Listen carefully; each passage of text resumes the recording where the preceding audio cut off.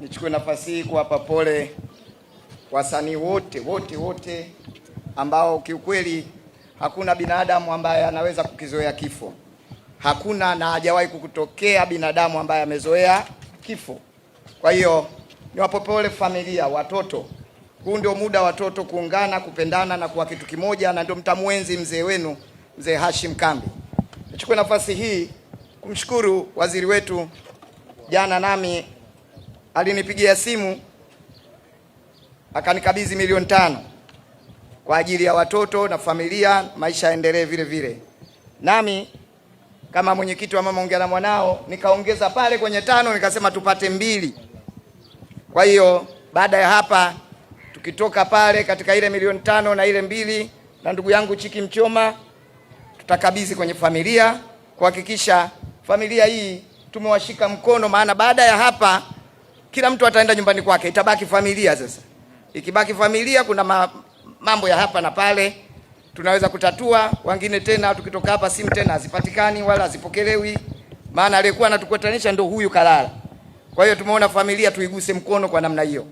Baada ya kusema hayo, nawashukuru sana ndugu zangu wadau wa filamu, waandishi wa habari na shehe wetu wa mkoa Alhaji ambaye amekuwa ananifundisha sana.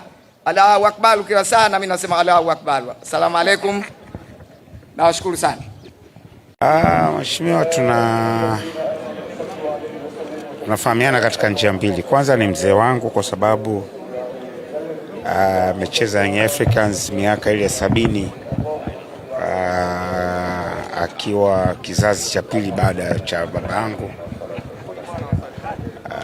na alikuwa ni mpenzi wangu sana kwa sababu nilikuwa baada ya kusikia taarifa yake nikaingia kwenye WhatsApp nikakuta amenitumia message kama wiki 3 mfululizo, na alikuwa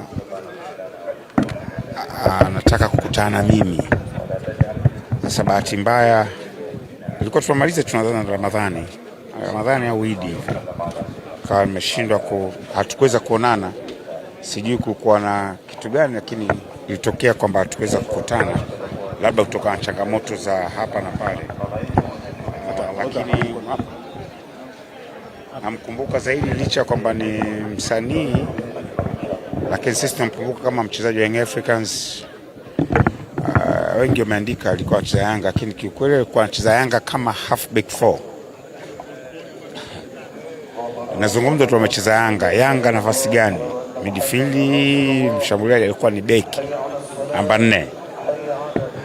Na alikuwa mchezaji mzuri sana. Nadhani kizazi chake ndio kama mpokea kina Athman Juma Chama Jogoo na Isiaka Hassan Choko. Amecheza kina Rashididi Chama, Shaban Katwila, Ahmed Omari, ndio hiyo timu yake. Na alikuwa wana ofisi yao wakati anaanza sanaa, yeye na marehemu Rasuli Idinde naye alikuwa mwigizaji, lakini alikuwa kiongozi wa Young Africans.